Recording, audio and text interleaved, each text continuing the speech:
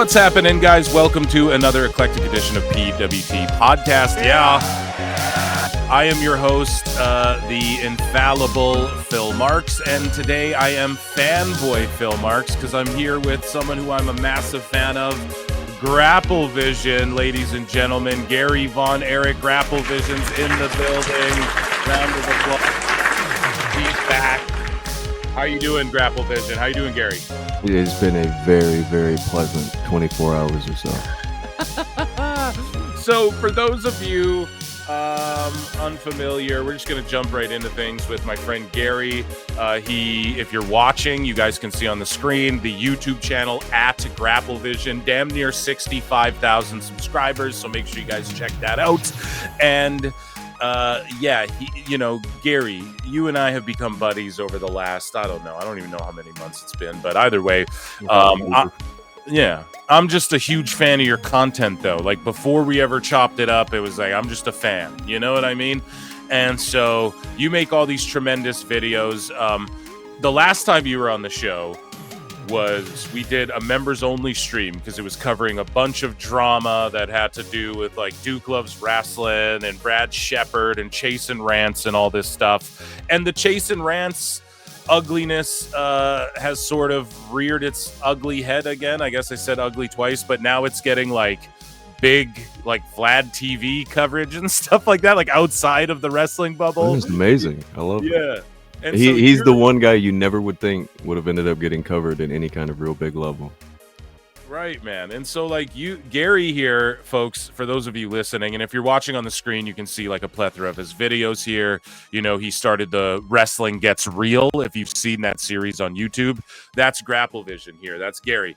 And so you have all these tremendous videos, the Plan B tape. I talk about it all the time. The true origins of Chris Jericho's list, which we have an invisible list here at PWT. You just made the list.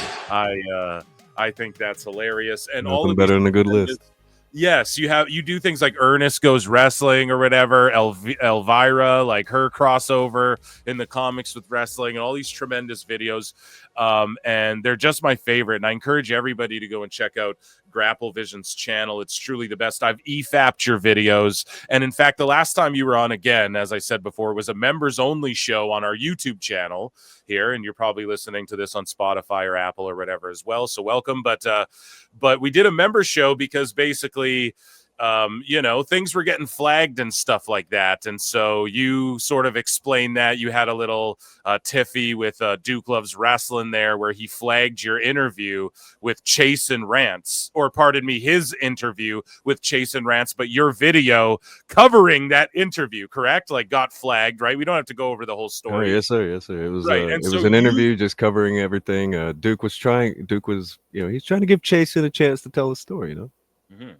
And so I guess you giving your reaction to what many considered platforming Chasyn Rance resulted in a flag, whatever. Become a member of my YouTube channel. You guys can hear that show, and we dive deep into it.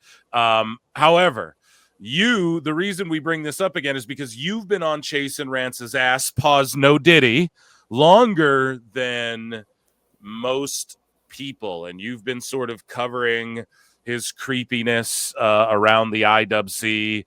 And so can you, just for the people who are unfamiliar with Chasyn Rance in general, because now Booker T's involved, Swerve Strickland, VladTV. I mean, this shit has the main eventers are in here now. Yeah, it's the main eventers now, right? From both companies, right? The real forbidden door here, pal. Right, went from a dark match to a main event real quick. So just give me a breakdown of Chasyn Rance, his situation, Team Vision Dojo, I believe that's what it's called, right? Like, just give me a breakdown and just sort of explain how, I mean, like tons of wrestlers in TNA and NXT, like everybody's crossed paths with Chasyn and but we're not making excuses for anybody. We're just saying like lots of people know this guy. You explain it because you know the most information, but just a backdrop on Chasyn Rance and like Team Vision Dojo. You know what I mean? All right. So I'm going to try to do, because we're going out on many platforms here, so I'm going to do my best to use the right words. Right. We have a guy who was he admitted to grooming and eventually doing something with a family member of his that would land him on the registry, a very certain list. We were talking about list earlier. Yep. Yeah, we're on a very special. You just made the list. So he goes on to this list, and this list, in most people's eyes, they're like, okay, well that means he can't be around minors anymore, and they just kind of, okay, he's on the list, everything good, hunky dory. However, Chasyn has gone through very, very extra lengths to make sure that he's around minors. When I say this, I mean he opens up his training dojo to minors. He is specific. He's a tag team champion with a 16-year-old girl. What? Yeah, all kinds of things. And the reason this is okay, I say okay in quotes, and not okay with everybody, but okay by the view of the law, is because he is doing this in a professional capacity, and as a wrestler, and he's doing also wrestling training. And not to interrupt you, but exactly, like he's a wrestling trainer and he has tons of resources, and I'm sure you were going to get to that, but he's somewhat of a gatekeeper is Team Vision. Is that like Florida? Team Vision Dojo used to be the biggest wrestling show right out of Full Sail until a certain other group moved right in there.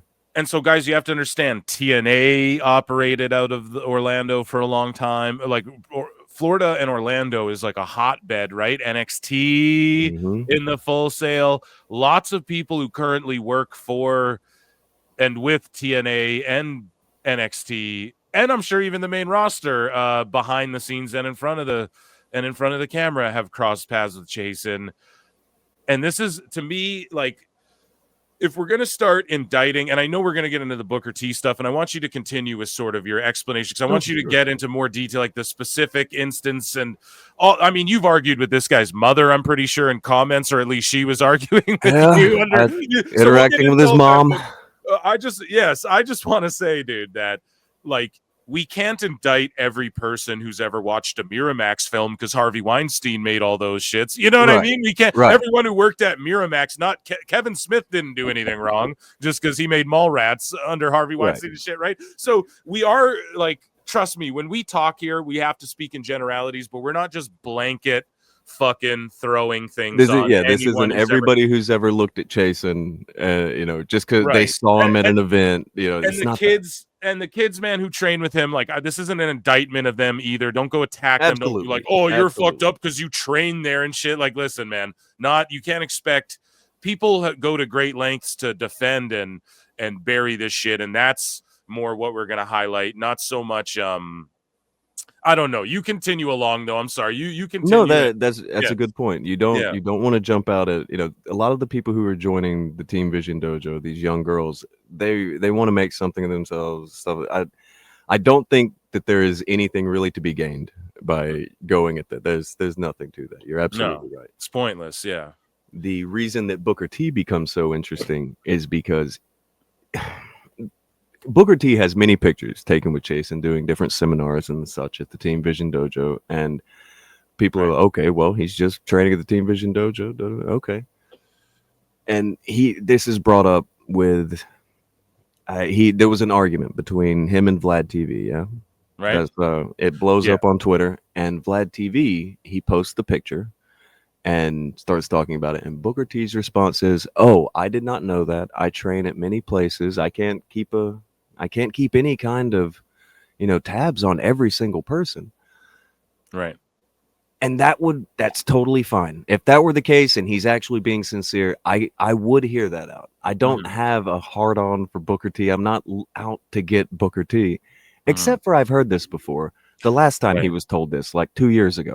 So exactly. And again, I love Booker T. He's one of my all-time favorite pro wrestlers. That's absolutely fact. But just to catch everybody up, because we've covered it here on on Pro Wrestle Times live show on YouTube, guys. If you're listening to this on Spotify or Apple, I implore you rather to get. I don't employ you. I don't got money like that. No, I implore you to get down to YouTube, please, and check that out. PWT live show. It goes live every Monday, Wednesday, and Saturday.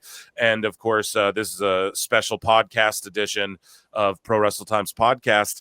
And so I'm going to retread a couple clips that I want to share with Gary here to catch everybody up with the whole Booker T, Swerve, VladTV, Chasyn Rance situation. Okay. But before we get to the Booker T stuff, which I love that you sort of set me up there, can you just explain to the folks like what exactly? So can you explain like the situation now, guys? I mean, some of this stuff might be uncomfortable to hear. We're going to try and tap dance because we're on multiple platforms again around some of the vernacular here, but we'll do our best. Just speak the truth here if you can, Gary. Like, what exactly was the situation that Chasyn, because like for a long time there was no like actual accusation or conviction or anything pinned on him. Am I correct about that? And he then was clear for a few years. There were a few years where he didn't have anything coming out of the situation at all. And then about 2012, 2013, it all began to kind of fall in on him. right. And so exactly what was the situation? Like you had brought it up, he had like gotten intimate with like an underage relative or something, correct? And like his family and a lot of his constituents like defend him, correct? And that's another thing that I do feel bad for a lot of them on, because when you have the conversations with them, what they will tell you is, well, that's not the, his situation was, it's unfortunate. And the more you talk to them, you will. An incident happened with Dave Pinzer not long ago where someone was asking him about it. And Dave Pinzer would write what kind of gives away what Chasyn tells people. Chasyn tries to tell people he was simply at a party and a girl came in who was underage and he didn't know. He just didn't know who she was. He didn't know her age. It's one of those situations. He regrets it. He had that kind of story to give whenever asked about. There's a big problem with that. And it's that he's known this girl since she was like 8 years old. She was 8 years old when they met. He was 18. She's a family member from over in Europe. He specifically talked to her many times about, maybe when you get older, we're going to date. And the family was very keen right? on like it. You're not talking at a turn. Chasyn says this. This isn't even something he guys, denies. There's like a 4-hour interview that Duke Loves Wrestling did with Chasyn Rance. It's not so much of an interview so much as just Duke sitting there while Rance just rambles incoherently about doing gross shit. I don't know. It's a little uncomfortable to sit through the whole thing. Yeah, bro. It's weird that there was like no pushback during it, whatever. And Duke ended up flagging your channel because you did like a reaction video essentially to this fucking interview, which is hilarious. Like, you guys, the reason I pull up GrappleVision, and I know if you're listening to this, you can't see, but how many videos, and all of your videos are essentially documentary style for the most part. Gary, how many videos total do you think you've uploaded and created to this point? Like, I'm looking at hundreds, it looks like. Ever? Oh, I don't know. A lot of videos been uploaded since like 2015, 16. It's like 10 years. Saying, like, so it was a completely unwarranted. That's a whole other situation. But Duke, I guess, was uncomfortable with you being critical of his interview of Chasyn, or you being critical of Chasyn. I guess they were friends at one point. Now they have beef or whatever. And that's a consistent thing you learn with Chasyn. Like, he gets in beefs with everyone, like even his closest friends. No, is that not like a recurring thing? He's pretty well known for that. He ends up in any situation where you push back on Chasyn, you're going to get extreme arrogance and extreme pushback of just an over-the-top nature. If in the comment section of any video I make about Chasyn, I can guarantee I'm going to find him there writing out War and Peace every time. And so, like, tell me about because we're gonna get back into the Booker T stuff as well, but tell me about like his mother defending or like arguing with you in comments under your videos. Like, tell me about that. I probably have the comments saved because it's I wanted to, like, when I first saw it, is like, okay, I'm gonna block this lady, but then I thought probably I'll leave it there, posterity, because it's crazy to see the comment. She shows up in the comment section of the second Chasyn video that we made. The second one that we made was about him running his shows at schools and with special needs children. And I believe it's called, is it called Minor Threat? The first one is Minor Threat. Okay, so the second one is, why is Chasyn Rance running events at schools? Yes, sir. Yes, and that one was just ago. Yeah, that was tagged on after that because I didn't know it was quite this bad.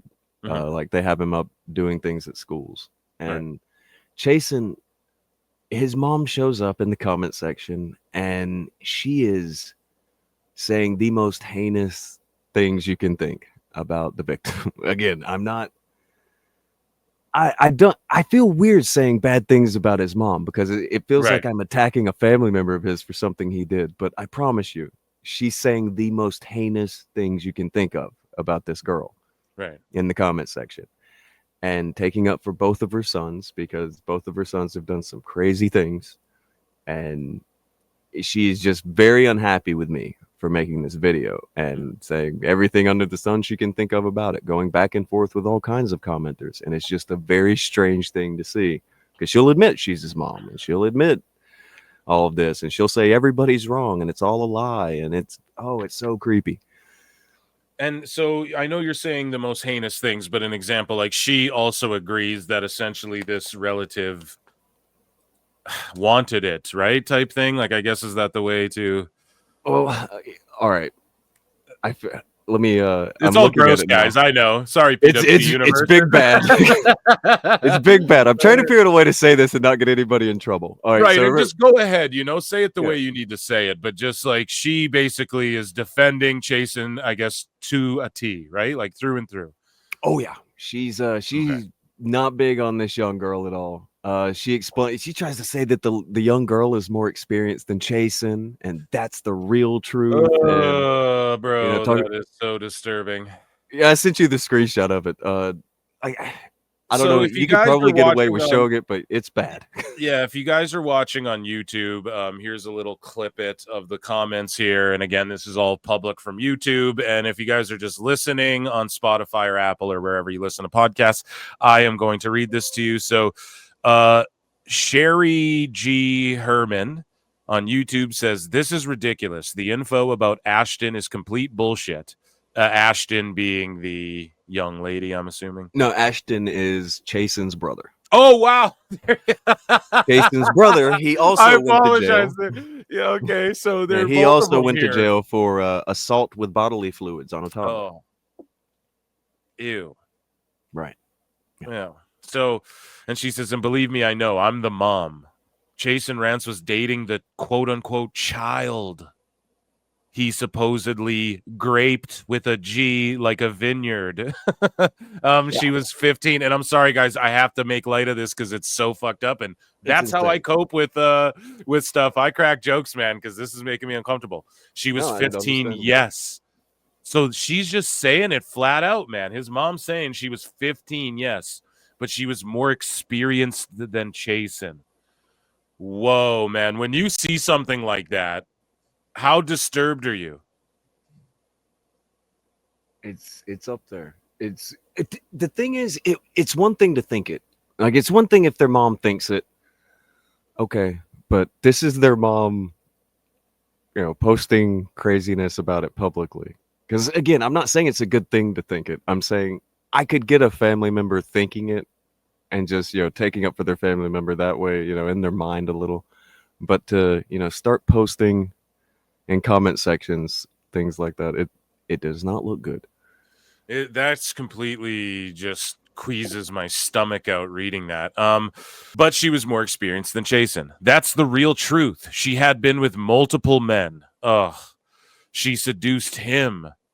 This happened more than 15 years ago. Okay, so again, man, if you know someone's underage and they try to seduce you, I think you would be like, yo, you are underage. You know what I mean? Like, right? yo, hey, like, at least if you're gonna pull this shit, you wait till you're an adult too. You don't even know what you're doing, kid. Like, that's what you do. Like, Jesus Christ, like, hey, you listen, you're fucking making a mistake here. Trust me, especially because how old was this gentleman at the time? Chasyn would be 24, 25, somewhere in there. Yeah, I mean, I don't know, dude. He was grown. You shouldn't be around 15-year-olds unless you're like a school teacher or something. And especially not at a party, The more it's talked about, the bigger it's made to sound. Enough already. Chasyn is an amazing instructor. That might be the case, dude. Hey, Charles Manson might have been good at. He's a hell of a musician. The Beach Boys thought he was a hell of a musician. Come on. Yeah, dude. It's like, okay, that's no one's denying that part, but that's not really what anybody's, he's honest, kind, generous, and a beautiful human being. Stop listening to this bullshit regarding his brother Ashton, completely made up. And then you respond, you're like, are you Chasyn's mom? And what is incorrect about his brother, as it's direct from the courts? And then she says, again, yes, I am the mom as far as what is in the courts. There is nothing to do with a toddler. Absolutely nothing to do with a toddler. In fact, what it was, an ex-girlfriend who called them and reported him as doing something inappropriate, but it was a complete lie. He was not charged. It never happened. Yikes. So just your thoughts, I guess, on that. And then did you just essentially, because I know you cut this off quick. I remember you DMing me too, and you were like, yeah, I don't, you were like, I was just gonna I cut can't, this yeah, off I can't right interact away, with but that. I can't. I think I said something after that, but I don't. Let me find it. Yeah, if you can. Yeah, It wasn't life or death that you find the response. Yeah, it wasn't like a big bit, but I remember just grabbing it, and being like, "Yeah, I can't deal with this lady." I messaged you like that. I was like, "I can't talk to this lady. What is this?" It's pretty disturbing, man. Again, and I mean, whatever. It is what it is. So, I just asked her, "You're where he's on the registry." Oh, okay. Okay. So I was just kind of pertaining to Jason because she's saying that Chasyn didn't do any of this. But she ended up going into a big back and forth with about 10 more commenters. I just, Now, again, I want to reiterate, like, if someone's going to come out and defend him like that, okay, that's an I mean, I'm not going to defend anybody who does that, But as far as, again, when we start talking about Booker T and maybe perhaps some of the other wrestlers who, and we're not trying to blow up anybody's spot, but this is like publicly, people just know this, okay? If you know, if you know your shit, if you know anything, if you know a wrestler, who's like around in the fucking scene a little bit. Everybody knows somebody who knows somebody. Exactly, man. If you know a wrestler from Florida, you'll fucking, like, people know this shit, okay? So it's not like we uncovered any truths here, but it's just bringing some stuff to light. But it's not an indictment of anybody. We're just showcasing, like, and we're going to reiterate again how, Chasyn is like a gatekeeper in a way. Can you explain that? Like, he helps people rent fucking gyms. The elite, like Kenny and them, have given him money. He's loaned rings to people. He's trained people. He's like a gatekeeper. He has access to where you have to go through him to, if you're like an indie promoter and stuff like that. Can you just give us like a hearty breakdown on all of that? All right. Chasyn is, he's been wealthy his entire life. He was, his mother and his grandfather are well known to be suspected of swindling widows out of their pensions and all of their savings, and that's where most of the Rance wealth comes from, allegedly. Yeah. Allegedly. And so he's always had his money, and he has a lot of rings.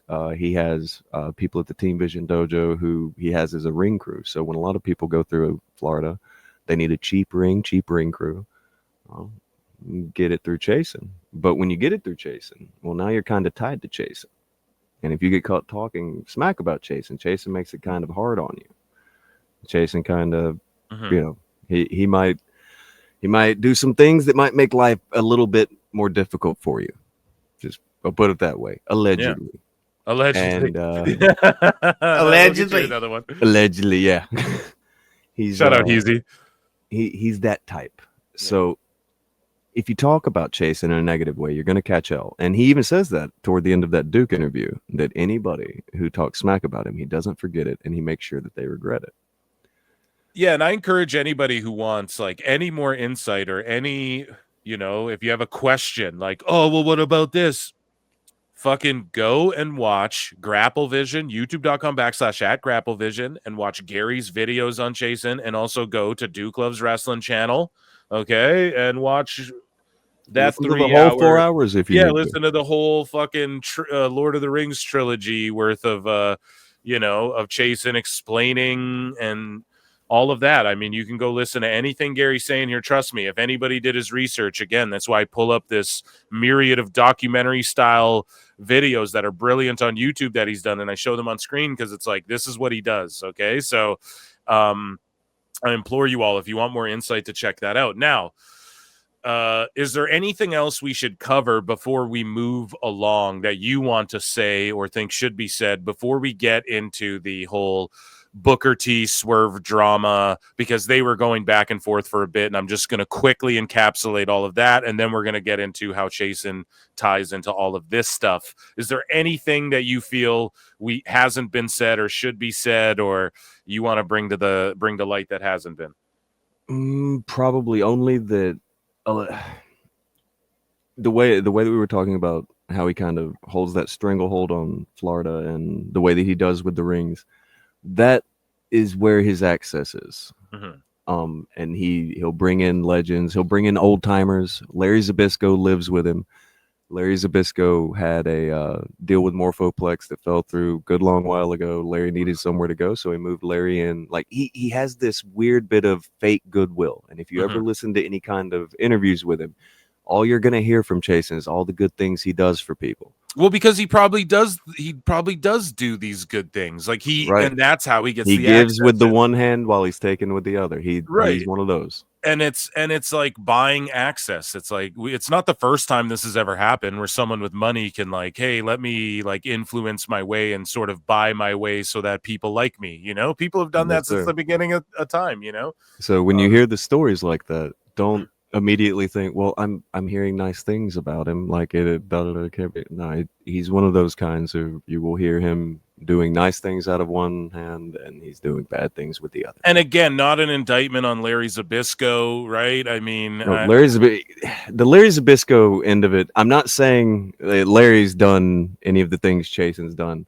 right? Like the Larry Zbyszko thing, that need a whole story in and of itself with the Morphoplex, the way that it's a whole thing. Yeah. Video coming soon on GrappleVision. Not wrong. I'm working at it. So that's a whole thing, right? And any of the names that get named, again, we're not saying like, and they know and they're secretly protecting Chasyn too. Even Booker, man. We're not sitting here. Well, okay, maybe here's the thing, right? We're just gonna present what's out there. We're not trying to do a gotcha. We're just fucking presenting the facts and what we see. And this is an interesting podcast and story to cover. And we keep saying it because it needs to be known. However, lots of wrestlers in NXT, TNA, I'm sure main roster, WWE, AEW for sure. Lots of them, Gary, have crossed paths with, and people who work right now in TNA and NXT and in AEW have donated money or worked with or done seminars. It's not like Booker's the only one, right? You can confirm that. He is not a unicorn. Exactly. This isn't a situation if we've got one guy who just happens to be doing it. That's not the thing. Right. And so you had mentioned earlier, so we're going to get into, I guess we'll transition into like the Booker T stuff as we did, because we're going to retrudge some of the Swerve drama and all of that. Are you familiar with what Swerve Strickland and Booker T are feuding about in the first place? I got familiarized with this a little bit yesterday after we talked. This is the way that this all played out is such a wild, perfect storm of everything going the way it went. So this is very interesting, just the way this all played out. Yeah. So basically, what had happened was a while back, Swerve had said something, I think, in a post in one of those AEW post scrums, post pay-per-view scrums or whatever the fuck. He was talking about the other company, or maybe he said it in an interview or on a podcast or something, but he was like, yeah, Booker T, people will sit there, and I don't think he named Booker T, but he was like, people will sit there and let Vince do like the N-word segment and, the stuff they do in that other company, whatever. When and then Booker, there's one guy who did that. Right. And then Vince, pardon me, not Vince, but Booker T came to WWE's defense a little bit, and of course, because he's like, dude, whatever. So this happened like months ago, right? We covered it on my live show, and I know that's not good It was context. sometime around the turn of the new year. I think Right, is but when it all that gets happened. reiterated and rehashed here when fucking Swerve Strickland does a VladTV interview, right? Because Vlad, they call him an informer, an informant to the feds. They call him like a snitch. People call him a culture vulture. All of these sorts of things. If you follow like the hip hop community and are familiar with Vlad,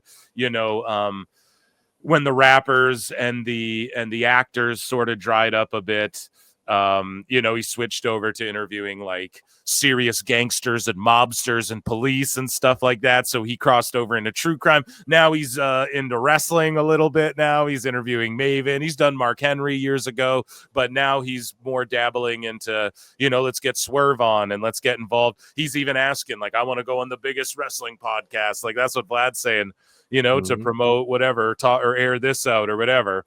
And it's because wrestling's getting popular again. I don't care what anyone fucking has to say. It's getting popular all around again, which is a good thing. But yes, sir. Yeah. But this all got rehashed, and that's why I'm vague. If you guys want to know, it was all in the media before. If you want to know, on PWT, like months around the new year, I already covered all the original Booker T Swerve stuff where they were kind of like subliminally going back and forth. But then it all blew up and came to a head. So Swerve had this to say on VladTV, and let's take a listen. Here's his interview. Shout out Vlad, who's infamously known for like pulling people down who use clips of his shit. But Vlad, come on, bruv. I'm black. I've been working for the company for a long time, and I know I've been treated fair for the last 20 years. That's not what happened when Vince said the N-word in front of you. That's not being treated fair. So he read Booker T's quote back to Swerve, and then Swerve is like, well, that's not fair when Vince said the N-word in front of you. But it's funny because, Swerve, you took Vince's money and went and worked there too way after that shit. He worked there way after that happened. Way after all that. And in fact, Hit Row was like the lead act on Vince's like 2.0. It was like them and Braun Breaker were like the new version of NXT even. So you weren't even really a Triple H guy either. You were like directly a Vince and his people's guy, and now you're saying this shit now that you're not in that company.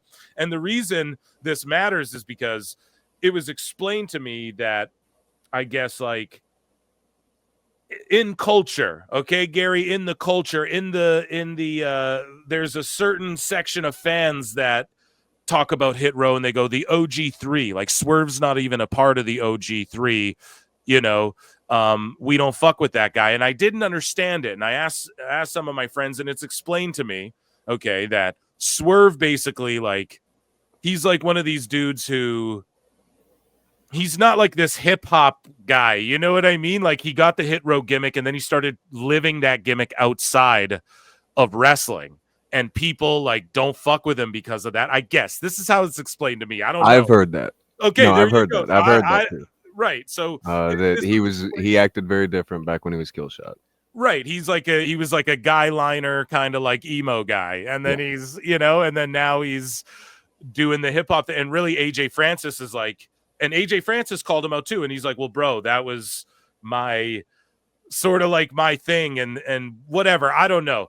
But Swerve had said AJ Francis was aggressive behind the scenes, right? And that's where AJ Francis doesn't work with WWE anymore. He did work with WWE after like Hit Row was released and shit. Like he still worked with WWE on TV and stuff. And now he's with TNA.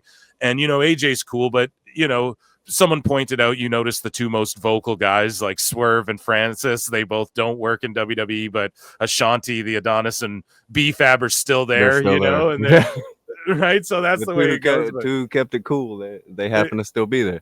Right, but like Francis is still cool with like B-Fab and them in WWE, I think more so than Swerve, especially because Swerve got caught like fucking... I'm not sure if it's 100% true, but I have heard that they don't fuck with Swerve.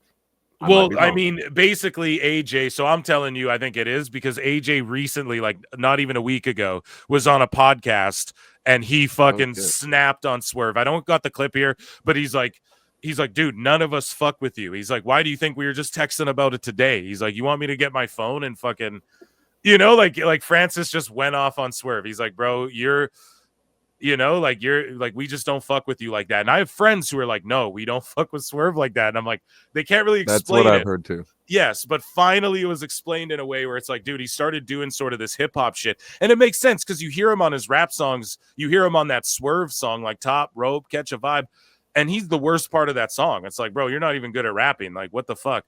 And it just seems like maybe it's a bit of a front, you know? And whereas you look at AJ Francis and he's actually like pretty fucking good at rapping. You know what I mean? So he sort of carried that. Even BFAB too. Like if you listen to that old hit row, you know, it's hit rowy, rowy, and we get that doughy, no, I like that shit. So I don't know, whatever. Either way, we can listen to what Swerve has to say to conclude this little clip. He came out of the gate warm. I'll say right, it was very warm like right out of the gate. Just we got to point out though, where it's like, dude, you took Vince's money after all that. So why was it cool when you were going to get a chance under like Vince McMahon and all that shit? And that was all okay. Stance you'll see with people. It's okay when I want to go get my money. Yeah, man. So it's pretty crazy, but yet he doesn't have shit to say about. He doesn't have shit to say about Excalibur, who did a whole in PWG. He did this whole racial tirade gimmick where he was like calling, you know, people all these racial slurs. He doesn't have shit to say about Brian Cage. And again, I'm not trying to be like, look, all these people did. I'm not trying to like cancel everyone who said the N-word 15 years ago or whatever. But like, it's not even that. He said it himself. He's talking about something that apparently was a big deal to him that happened about 20 years ago. Exactly. He went to work there after that. Right. So it's very hard to take it as this is something that truly bothers you to that level and that degree, and you actually feel that way about it when you very much went there to work after you saw that. So you couldn't have been that passionate about that particular thing. Yeah, and then you get on your high horse when you work in a company that's like a bunch of PWG guys are there who did a bunch of like racial shit in PWG. Like that was the whole angle where Excalibur was calling people the N-word and all this shit, and no one's calling out. You're not calling out Sami Zayn and shit. Like, yeah, this is the issue with with most wrestling interviews. This topic is not going to be breached on a wrestling podcast. Right. Swerve's not going to have this discussion on a wrestling podcast probably because it gets much more complicated than WWE bad all the time. And like it's not that simple. It's just pointing and saying Vince McMahon bad for everything ever in wrestling. It doesn't work that way.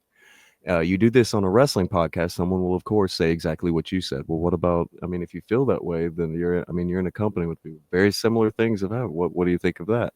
It's not going to happen. But on a mainstream kind of thing, like this VladTV thing or a radio interview, if he talked about it, you get very cursory kind of questions where you can give radical responses. And you end up looking like, you're breaking something big. You're saying something big. And that's what Swerve's kind of capitalizing on here. I'm not trying, again, I'm trying to shit on Swerve about it. This is what you do to get a good soundbite and everything. They give you a nothing question. You make it something. And I don't got to say it, my listeners already know I'm a big Swerve fan. Like, I think he's one of the guys in AW where I think he listens to criticism. He handles it well. But this is some high horse shit right here for sure, dude. And you're exactly right with your analysis. You break this shit out on Vlad, and boy, did it go big. Like you said, let's listen to what he has to say here. My opinion. And to that statement, it's not even what I'm saying. I'm saying what people are saying. I'm saying what your audience is saying. So it's not just me just talking out of my ass out of nowhere.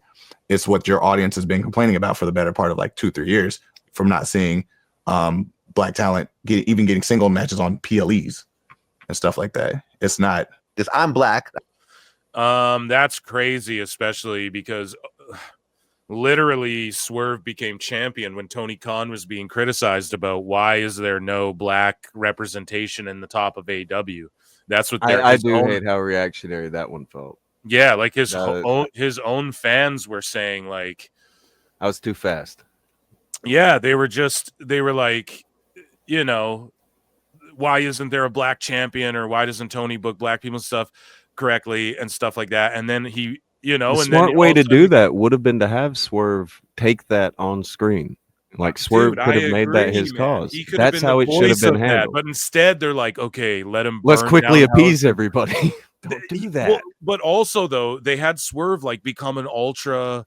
Like, I'm gonna burn down houses and hang dudes with chains and fucking stab you with needles and shit. Like, They went a they very turned strange Swerve route. into that guy when it was like, no, he was the guy of he was like the man of the people at that hour, and they fucked it up again. Whatever. That's on Tony Khan. That's not on Swerve. But yeah, it's crazy you would say that too when it felt like Tony Khan was being very reactionary and like pulling the trigger on Swerve finally. You know what I mean? It's a little wild, but Yeah, I'm whatever. not against pulling the trigger on Swerve, but don't.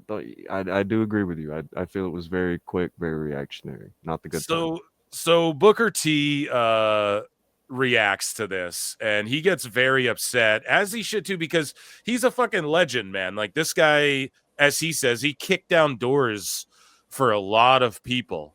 And in a lot of different ways too, like not just as far as like, oh, a black wrestler in the industry, but as far as like a guy who, when everybody else sat at home on their fucking Turner checks or their AOL checks or whatever they were getting after that merger from WCW, he's like, I'm gonna go work and like prove that this thing works. And he was really a workhorse, man. Like, they had him working everybody up and down the card when you really go back and think about it. And he put everyone over. He did what he had to do, and he was like an actual top guy, if you will, from WCW, who came over and broke down doors that way too, and showed a lot of people like, hey dude, sometimes it's not about just sit home and take all the money, like embracing the grind, as Triple H would say, right? Booker T was one of those guys. So it's not even just a matter of him kicking down doors, you know, if you want to make it like a racial thing or like a culture thing. It's also just as a wrestler, he's such an admirable dude. You know, he's always been one of these guys who never seemed like he had boo-boo face. You can put him in any role, as a tag guy, as a lead guy, as a heel, as a baby face. He'll make it work. And he was able to cross over, like one of the few guys in WCW who also made it to the tippy top in WWE as well, who didn't start in WWE. You know what I mean? Like, yeah, Scott Steiner came over, he wrestled Triple H, but you know, there's only a few guys from even Sting got beat at Mania, you know, bro. Like, it was like Goldberg and Booker T who got to like the tippy top in WWE, who weren't like made in WWE. They weren't just, you know? WCW guys. Yeah, exactly. Because They were even able Kevin to become Nash and WWE shit, guys. yeah, like Kevin Nash and them, like, yeah, I know they started in WCW, Undertaker, oh yeah, I mean Mark Callis or whatever, but they weren't made until they were in WWE. Like, Booker was made in WCW, went to work, was one of the guys who pretty much got made to look like a fucking joke. They added Stone Cold to Team WCW or whatever, right? And he just got overshadowed, and he did the grocery store bit. He got made to look like a clown. He overcame it all and still made it to the tippy top. So Booker's one of my all-time favorites, his style in the ring, everything. And he confronted Swerve face-to-face, I believe, at FSW, or I think it was like the benefit for Chris Bay or whatever. And shout out Chris Bay, who can walk again miraculously. But yeah, so here's the Hall of Fame podcast. Brad Gilmore is his co-host, and here's Booker T here, and he goes off on Swerve again, reiterating, I guess. And again, Booker T's the type of guy who, I believe he's like, you know, he's fist fought like Batista and shit backstage. Like, he's not a punk. He's not gonna take anybody's shit. So it's not like he's not gonna he robbed people back in the day. He's done like the notion of Booker T being even a little soft is probably, you would be off. You cannot like Booker T. You can think all you want to about Booker T, but he is not soft. That's right. Not anything he's going to get accused of. My good friend Joe Numbers from Wrestling Soup said, he said to me, he goes, yo, you know, Booker T, I think he said Booker T went to like big boy jail. You know, Swerve, you're from Tacoma or whatever, you know, like there's a difference there in how you guys were raised, you know, and who's really going to keep the same energy where. But here's Booker T explaining his side of things, and he gets very passionate here. But I told Swerve Strickland to his face how disappointed I am in him as a young brother, because all I did for Swerve Strickland ever was put him over and put him on a pedestal as being one of the best out there that ever did it. He deserved being the AEW champion. And for him to say something like that about me, you know, I don't know if these guys think racism stopped in 1990 when I got in the business, but it did. Okay, you may not hear about a lot of racial issues with Booker T because I handled racial issues head first. I opened doors. I broke down barriers for people like Swerve Strickland. Swerve Strickland perhaps would not even be here if it wasn't for me. I have to apologize for nothing that I've done in this business because I've gone out there and literally represented in the ring, out of the ring, from day one all the way to this day in 2025. Okay, you speak on this McMahon and him saying the N-word. You want me to be angry black men in the company. You want me to not open doors and make, spaces for people like you. That's what you want me to do. Swerve Strickland, I hope you're never going to be in the movies. I hope you're never going to be on a movie set because you might hear somebody say the N-word. And if you got a problem with it, they're going to tell your ass to get the hell out of here. Now, I said on my live show when I heard that part, I was like, okay, I haven't been on the set of like any major motion picture, but like I've been on a few and I never heard anybody say the N-word to anybody. But again, I'm 33. Booker's from a time before me. I don't know. If I had to guess, but knowing the movies that he's been in, if I don't know, I don't make it too obvious out anything too much, but because again, it's speculation. But if you go and look through the backlog of Booker and Stevie's appearances and movies, you might come across a couple of people on the cast that you might believe that that to be something that passed their lips. Yeah. So when he gets done with this, I have so many thoughts on this. And I can't wait. This puts a lot of context on things. I get what happened now. Absolutely. And he also is saying this to Strickland's face, and now he's reiterating it here. And he's not lying. Booker's not lying about this, but I believe he said it to his face. Yeah, absolutely. This is a movie, all right? And I'm upset. I'm upset because, more importantly, I'm disappointed at Swerve Strickland because what I told him, and I'll repeat it, just like I repeated it to him. You got played. You got played, bro. You got played. You let that man play you. Hey, Book. Allegedly. No. You got played, allegedly. Allegedly. You against me and me against you. I don't know how many stories you ever heard about that on VladTV, but it's many of them. It's many stories out there about the black man against the black man because Vlad is. Yeah, there are tons. So there's like mini docs about it. And if you're in the hip hop, into the hip hop community or culture whatsoever, that's just commonplace knowledge that like, oh man, Vlad, nah, dude, that guy fucking, he's an informant or, because this person said this during this interview, look, this guy got caught for this. Like, there's people who connect these dots on YouTube with Vlad. And he does, even think about it. He fired up Swerve. Like, he was reading Booker T's comments at him in a manner that really seemed to, like, fire him up and sort of, like, try and provoke Swerve a little bit. You know what I'm saying? Well, no, yeah, he wanted the content. Yeah. He wanted what he got there. And that was the first thing I was told, by the way, whenever I was asking about, what's a VladTV? Like, that's the first thing I was ever told, like 2 years ago. There was something that happened with him a few years ago, and I was like, what's a VladTV? And somebody was like, oh, a shit disturber. That's okay. Yeah, like he's known as a guy who people have accused him for years and years of like, oh, this guy just... he gets people on the show and then they say shit and it incites beefs between people and then people get killed for real life in the streets because of it.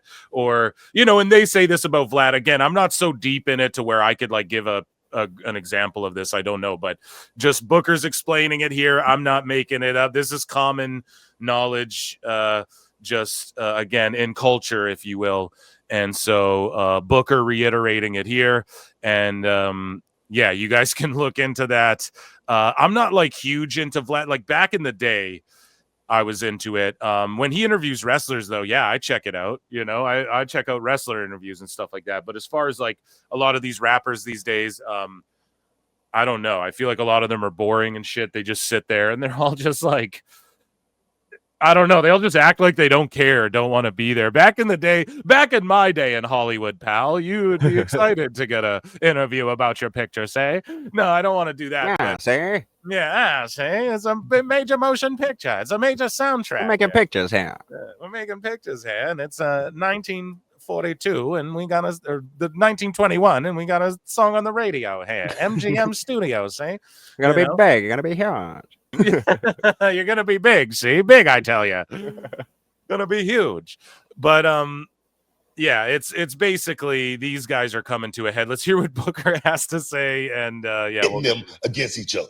I don't know how many people you heard that got locked up from the federal perspective about going on Vlad TV. I don't know what the hell you doing on Vlad TV. First of all, what have you done to be on Vlad TV? Okay, that's just my opinion on that.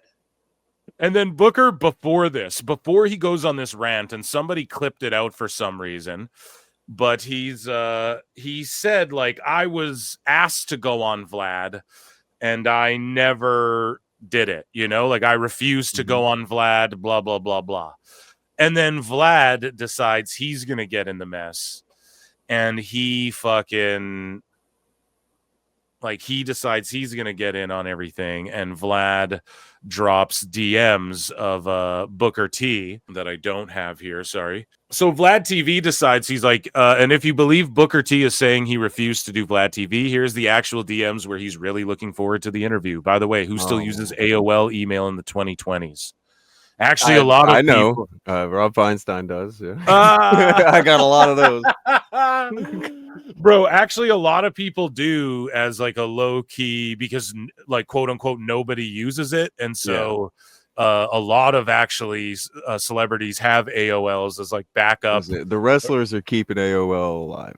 Yeah, dude. You've got mail rings out throughout locker rooms to this day. And what's crazy, though, is that Vlad dropped DMs from 5 years ago. Like, people don't change in 5 years.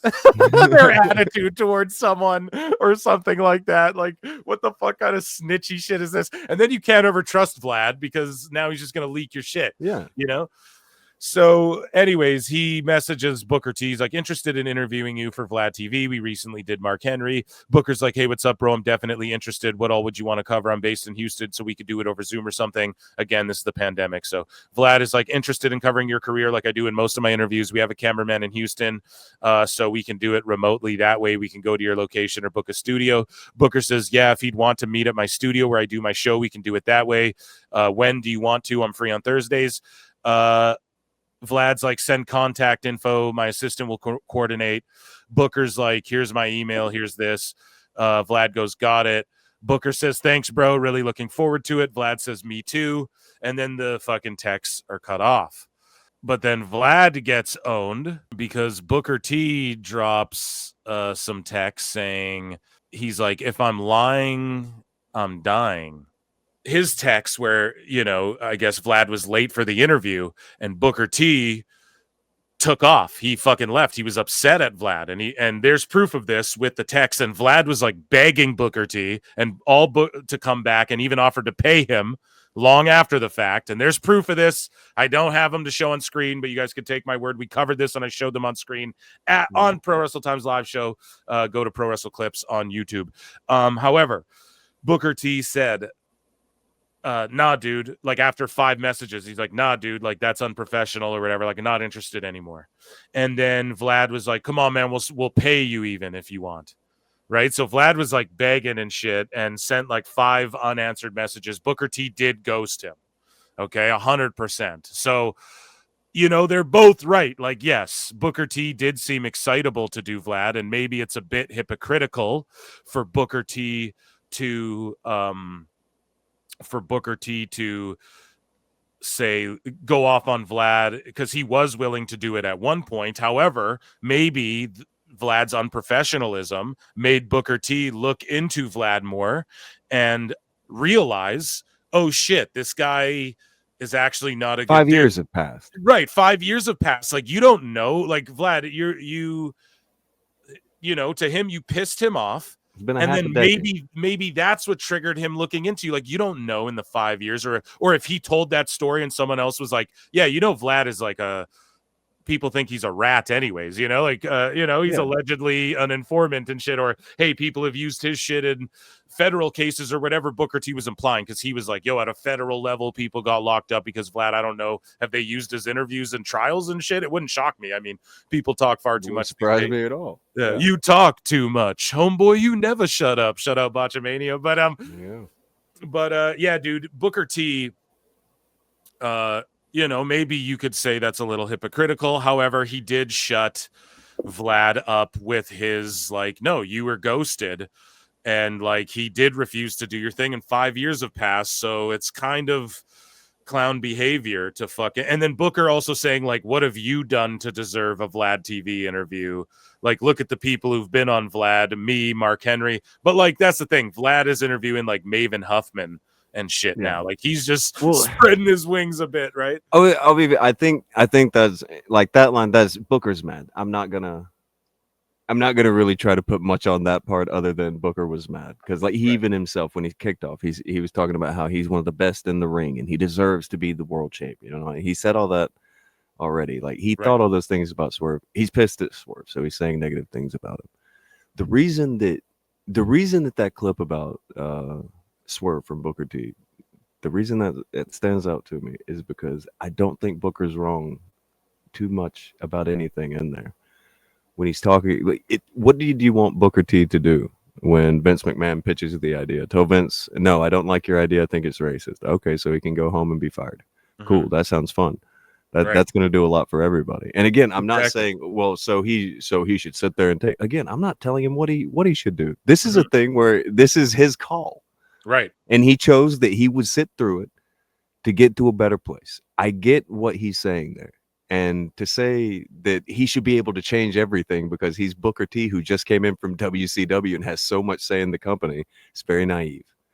Yeah, and then people would argue, oh, but this was like an 06 or whatever. So yeah, and who gives a shit? Like MySpace just came out at that point, right? Right. And he made the call. And after he made that call and the way society changed and he wrote it through, and that's how he kicked down more doors and broke down barriers and shit. Like, and you have to appreciate that. Like, you have to understand, Booker endured that so you don't have to, Swerve. You know what I mean? Like that. And it's fucking terrible, but I get why Booker's so passionate and that made him so angry. I get why he's mad. It's like, what was he to do?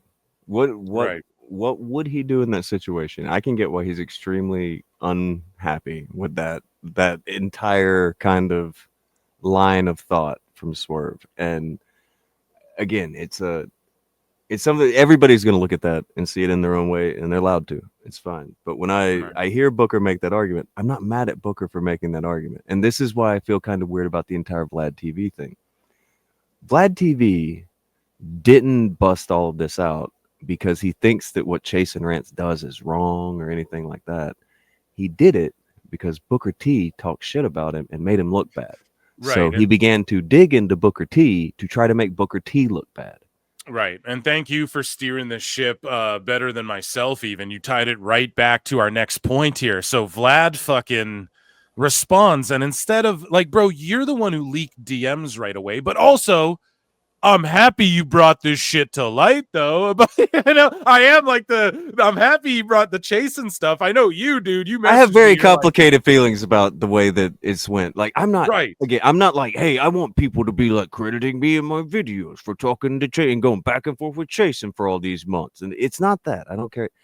It feels weird because I know that Vlad wouldn't have done this if somebody didn't just insult him, bro. Exactly. That's the other thing. Like, he didn't give a shit about this issue till now, but it's also like I'm glad it got awareness out there. Right. Like, I can't be mad at that. There's no reason to be mad at that. It's like the Edward Snowden.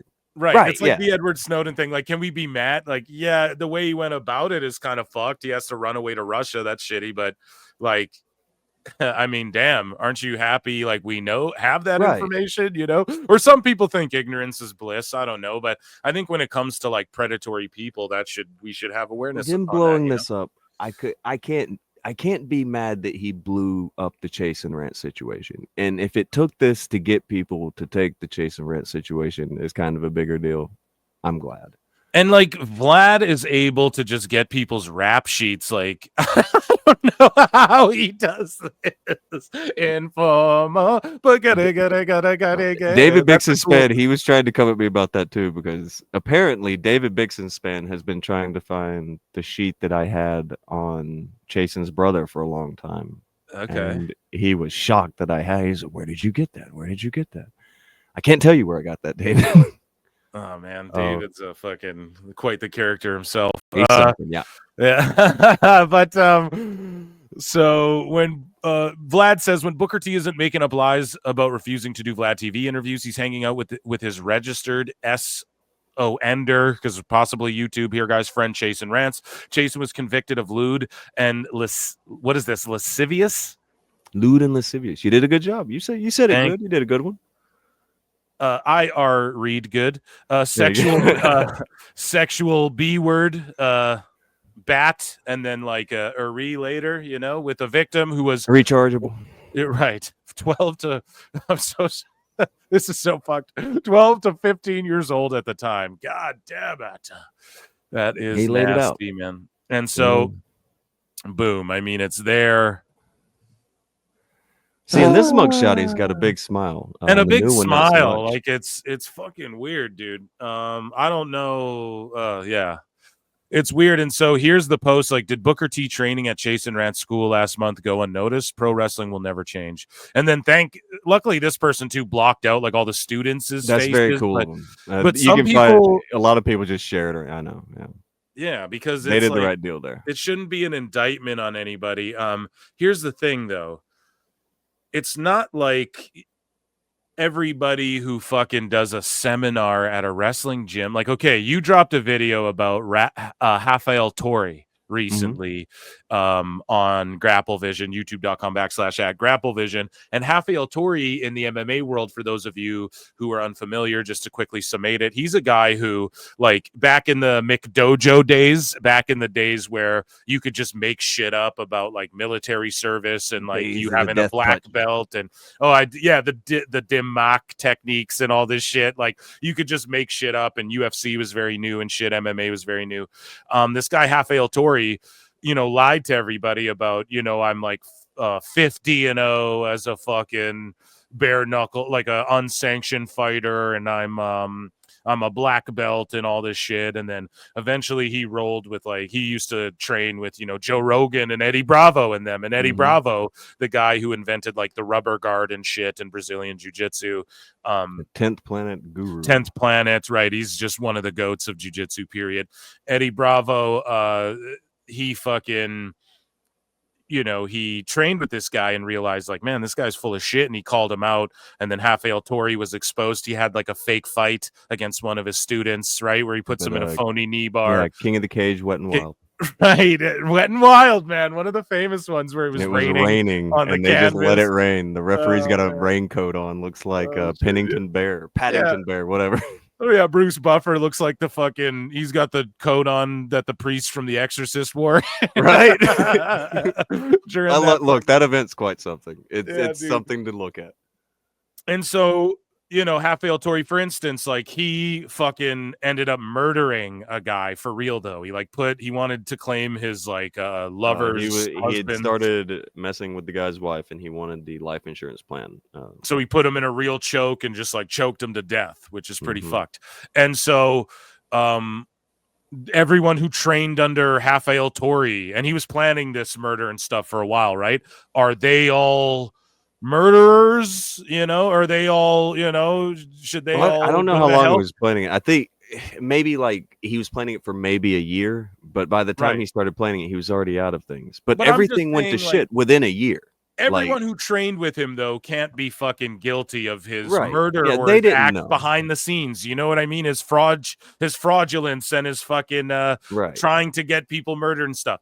Now, Booker T, the point I'm trying to make is like Booker T's not responsible for everywhere he goes and does a fucking seminar. He does them around the country. He probably does hundreds, if not thousands of them over the years. And so you can't be responsible for that. And yes, he's done multiple with Chasyn, but as we covered earlier in the show, that's why we prefaced it with all of this fucking backstory on Chasyn, because it's like he is a gatekeeper and he has money and he has access and he has connections and he gets wrestlers to come to his school and he has great facilities and great rings and he's hooked people. You know what I mean? He's not just pictured here with Booker T again. Like we can scroll down here and look, here's the fucking Kenny Omega and Michael Nakazawa throwing up the 2 sweets with Chasyn Rance right here, right? And they've given him money. The Young Bucks give that was money. What was that? The CEO event. When this is back, Kenny's still at New Japan. This is before AEW. Right. They're doing, I think it's going to be Kota Ibushi and Kenny Omega going against Los Ingobernables.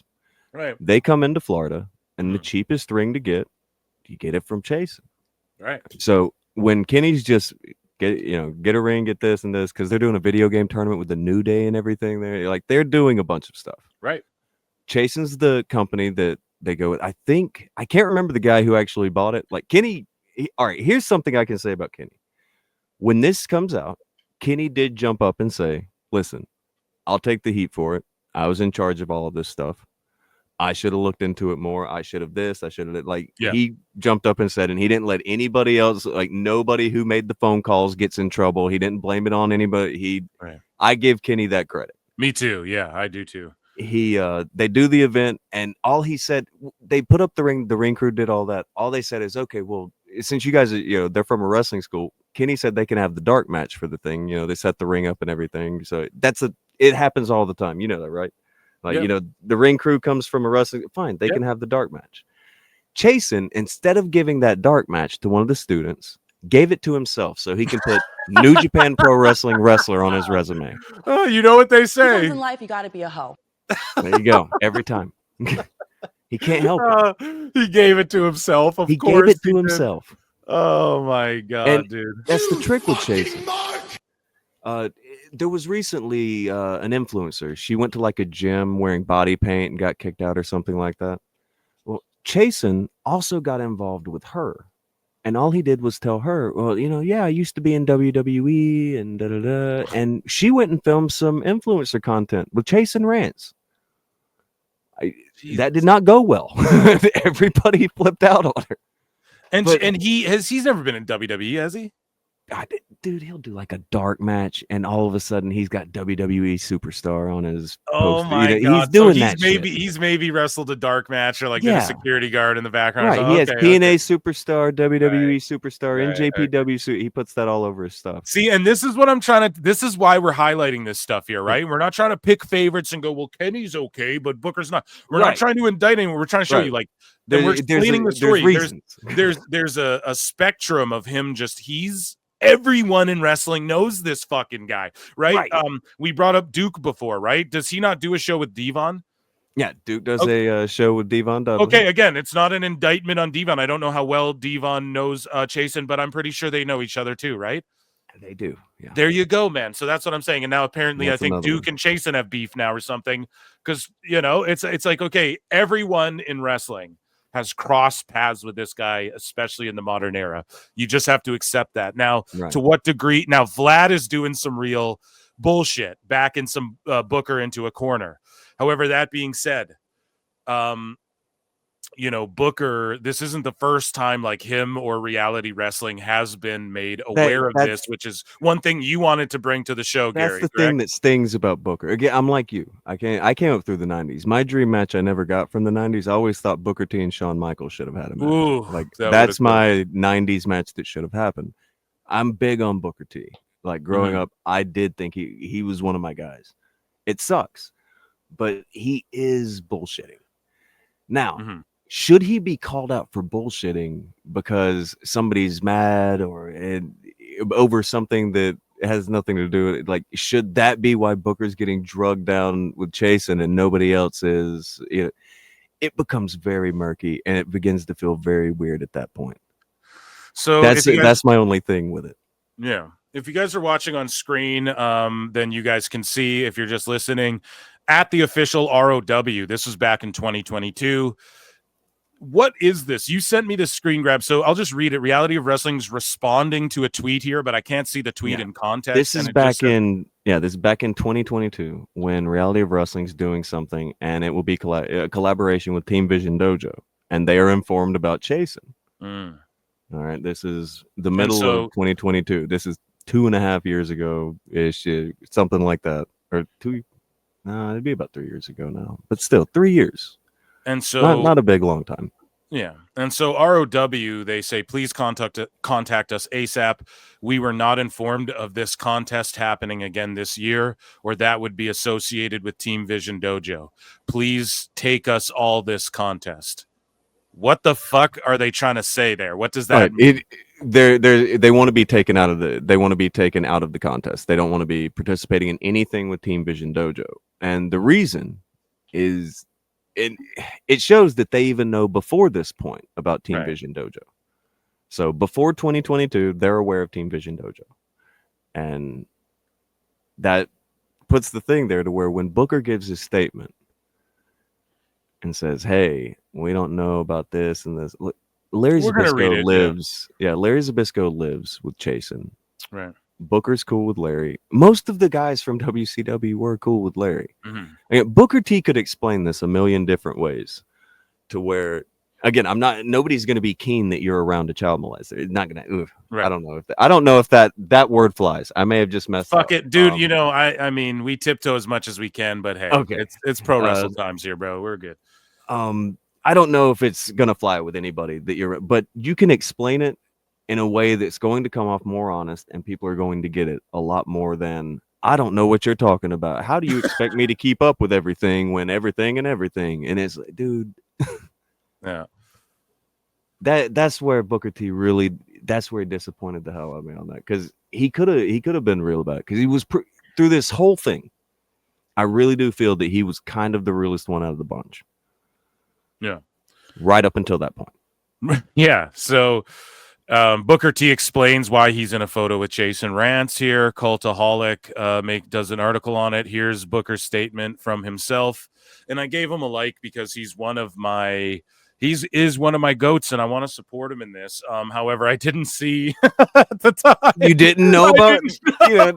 We've been down this road 5 minutes ago. Because I asked you, I was like, brother, you want to do a pod on this? As sort of last minute, as you and I kind of are. We're both very loosey-goosey, which I enjoy. And so I'm like, hey, man, you want to do this? And you're like, sure. And then you send me a fucking screen grab of that. And I'm like, oh, well. Yeah, Booker T says, I've been a guest trainer at hundreds of wrestling schools over the years, helping to teach and mentor up-and-coming talent. I don't conduct background checks on every trainer or individual I've crossed paths with or taken photos with along the way. This feels like a clear attempt to falsely associate me with something I have 100% nothing to do with. That's what it was, though. That's sort of the snitchy thing, but like, okay, Booker has nothing that is to accurate. do with it. What he said there. It is a clear attempt to associate, and I know that that's what he's doing. Yeah, and he says, but then he follows up and says, absolutely no knowledge of. Now, do you believe that part? Like, God no. Okay, God no. So that's the part that you had a problem with there, Gary. God, if he would have just thrown in there that, and again, this is what Rob Van Dam will tell you. If you ask Rob Van Dam about anybody who he's in a room with, Rob Van Dam will just tell you, sometimes you got to accept that you can't control everybody that's in the room. Right.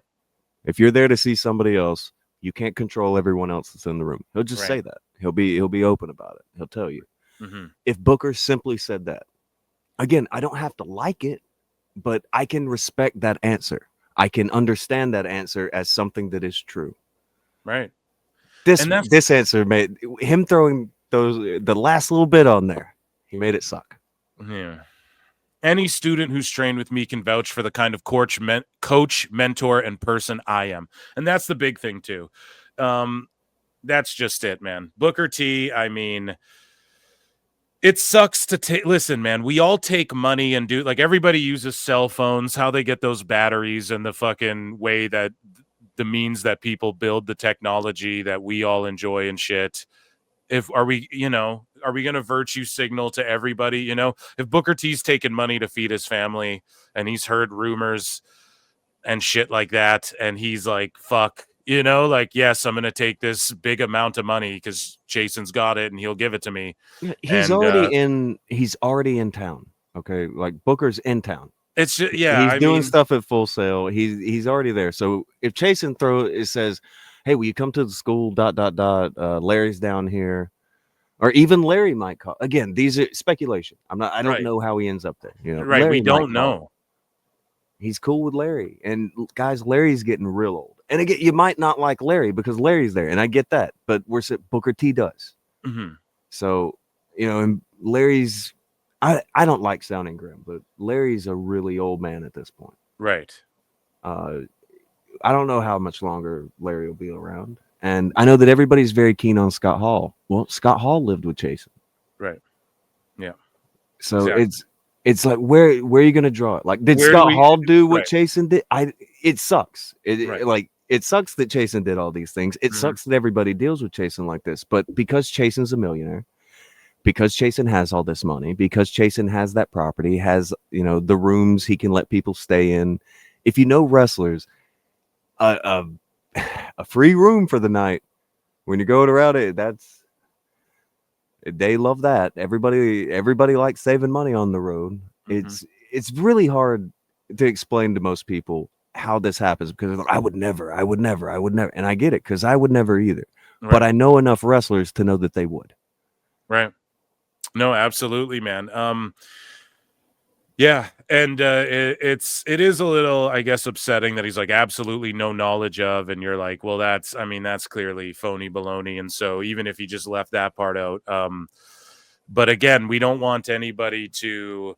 This isn't, again, like an indictment on Scott Hall or anything. Again, it's what you said. Like, where do we draw the line? Like, how do we get mad at everyone who ever bought a copy of Scream 1 that Harvey Weinstein produced, like gave them the money to make? Before there was the DDP house, where did you want them to go? That's why everybody was so happy about the DDP house. Oh, finally the wrestlers have somewhere to go. Yeah, because before that they were ending up at Chasyn's. Right. And it's super unfortunate. It's super unfortunate that this is the guy who, because again, we're like happy that this shit came out and got a bigger spotlight on Chasyn, but at the same time, it's like, for Vlad to kind of like, it just seems like, Booker T obviously has no involvement in any of that. And again, you're taking a payday. Again, man, we all like, okay, people go and work for factories that pollute the earth. People buy iPhones. You're giving money to companies that are fucking using like abusing child labor laws to make your Nikes and shit. We can't indict everybody on that as well, right? Like Booker T, I truly believe, like, even if he has heard the rumor or knows anything about Chasyn, that to him it's like, it's what RVD said. You can't control everybody. You can't control that Vince is going to say the N-word to you. You're still a star, and you're still inspiring people, and you're still given the opportunity on TV, and you're going to kick those fucking doors down. And again, if we're going to indict Booker T on this, then I feel like everybody. We saw the picture here with Kenny. Then like, why aren't we going after Kenny? Why aren't we digging up fucking every single person that's ever crossed paths with him? Larry Zbyszko. We can't, and we don't want to do that, and we shouldn't do that. The focus should be on Chasyn and what he did.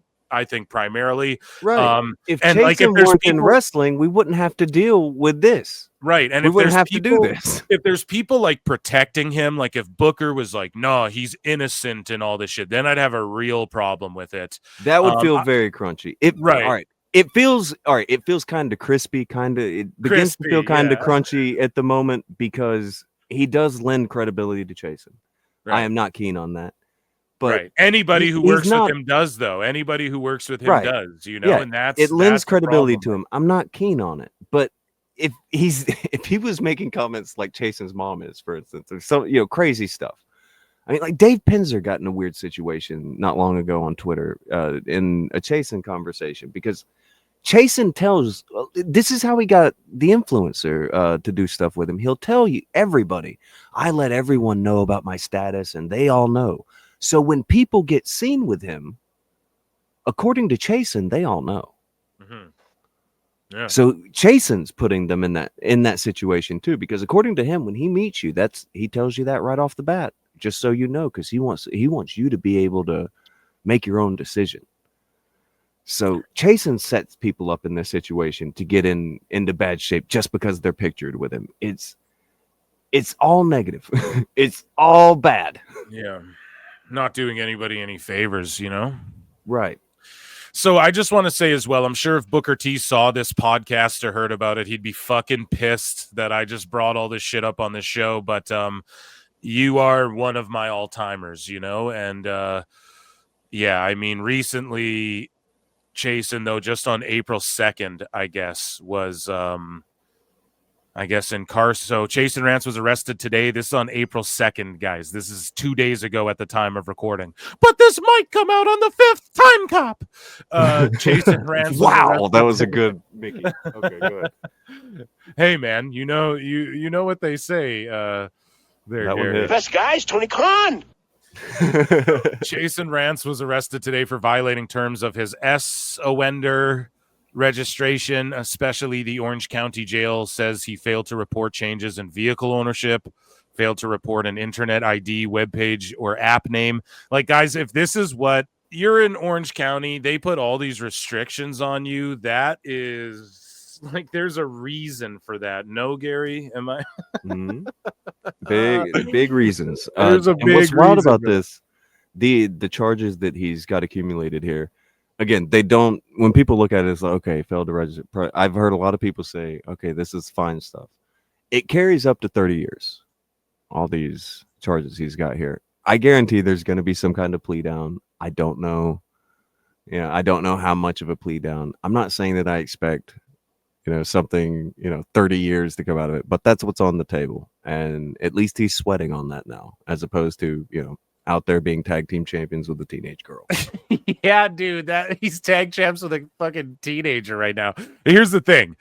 He's sweating right now. Like, what is he going to do to Vlad for blowing this up? Go after Vlad, who's like super mega rich Right. and has like, insane fucking. It just got a whole lot 24 bigger hour- than sending your mom to my comment section. Dude, he has 24-hour security and fucking, he's like this guy's like a big.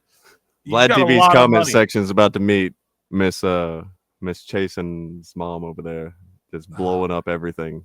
And I don't know can't wait shit to see how about bad that is. I don't know shit about the legal side of anything. Like, that's not my fucking expertise here, I'm not gonna fucking speculate. I'm not gonna speculate on anything, but it just says that webpage or app name 2x and provided false registration info 3x.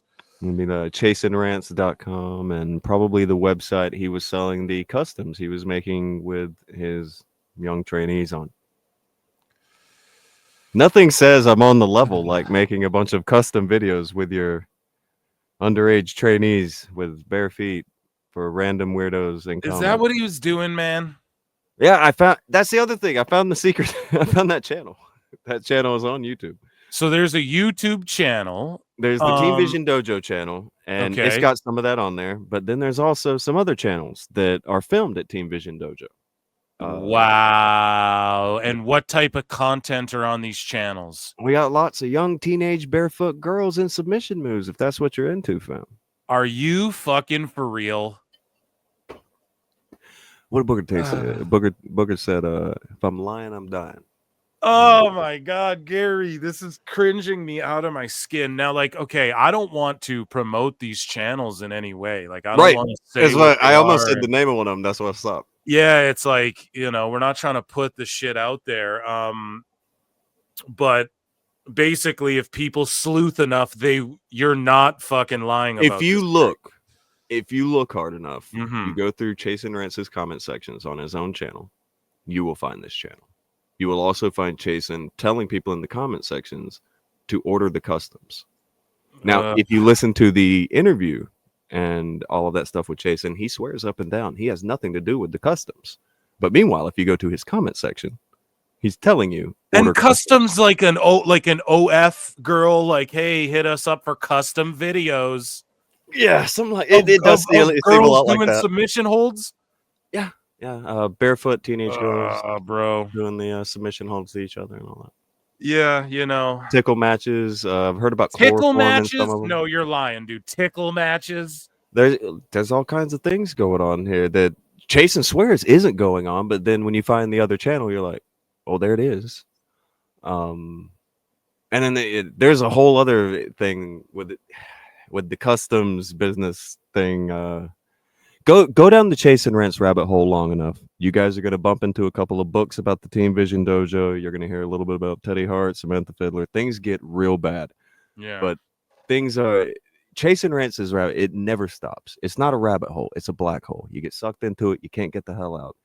And hopefully what's going on right now is going to put some sort of stifle on that to where maybe Chasyn isn't going to be able to get everybody to come around like he has. Maybe he'll go away from wrestling.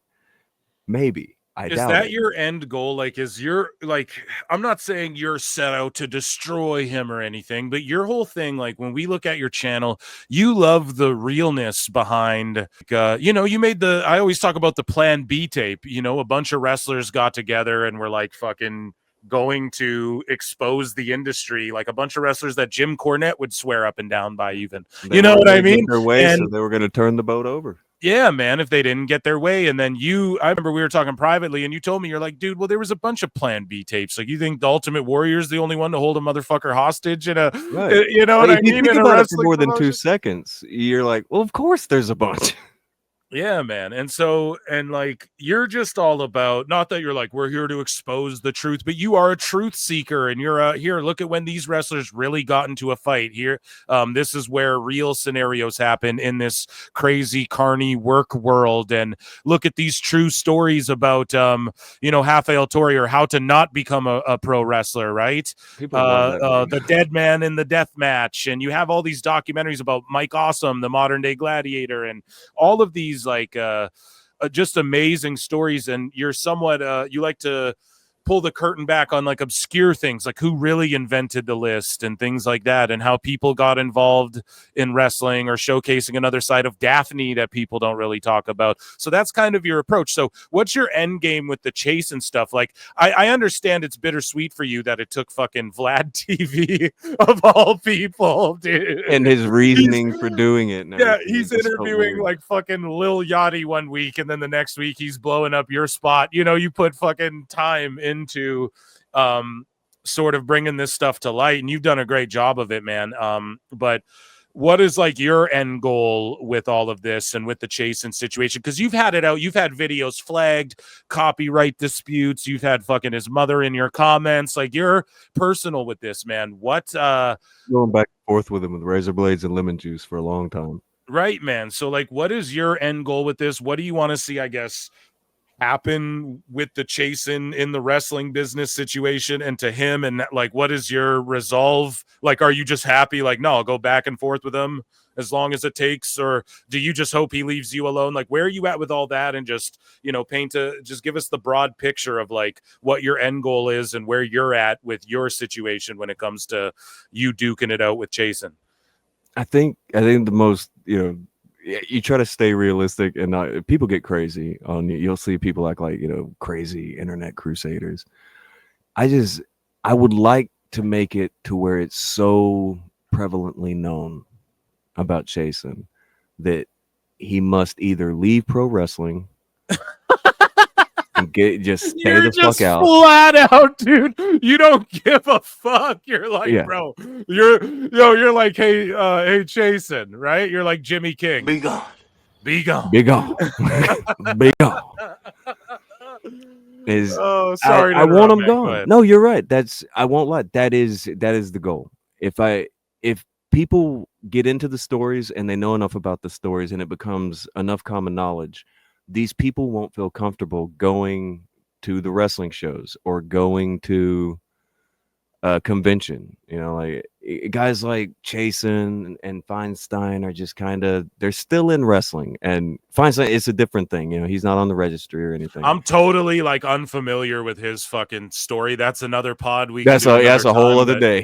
Yeah. But yeah, these guys, they're still at conventions. They're still doing all these events. And when people go to wrestling, and again, this is a pipe dream. This is like my grand scale crazy goal that will never happen, but this is the motivation. I want wrestling to be a good thing. I want wrestling to be the thing that brings happiness to people. I want it to be seen for the magical medium that it can be. I don't want it to be filled with the scum of the earth. I don't want everybody in it to be turning a blind eye to the worst thing ever because they want to get paid. There are too many ways to get paid nowadays. So now I feel that we're at the point in wrestling, especially, with the way social media. We're not talking to Bruiser Brody anymore. We're not talking to guys keeping kayfabe. That's not what's happening. These are all very social media savvy people. These are all people who know what's up. I'm not saying we have to get out everybody who I disagree with, but I say at minimum, the diddler's got to go. Hey, dude, I'm not gonna fucking argue with that. That's amazing. What a fantastic podcast, man. I love diving deep with you into some of these things. I think we should just link up and do pods where we talk about, like, we should just do a whole one talking about Plan B, do a whole one talking about the list, and bringing light to your channel and your videos. And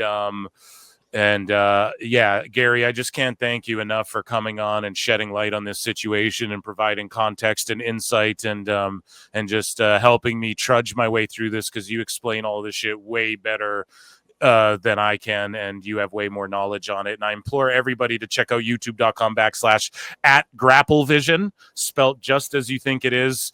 And Gary, is there anything else you want to tell the people, or is there anything else you want to plug or anything like that before you get out of here? No, I appreciate it. Always a good time to be on here. Thank you having me on to talk about it. It's not the greatest and most pleasant topic in the world, but always a pleasant time to come and talk with you about just about anything. Absolutely. My good friend, ladies and gentlemen, Gary Von Erich. Round of applause for GrappleVision. This has been PWT Podcast, episode 91. I am Phil Marks. And yes, follow me, youtube.com/@prowrestletimes, youtube.com/@prowrestleclips. If you like pop culture and you like to hear me talk about pro wrestling, but you want to hear me talk about like movies and TV and YouTube drama and that sort of stuff, check out youtube.com/@PhilMarksOut. Of course, patreon.com/ProWrestleTimes as well, if you want to support what I do. And Gary, one of the goddamn goats, man. Can't appreciate him enough. This has been Pro Wrestle Times Podcast. And until next time, I'll see you in the Upside Down. Peace.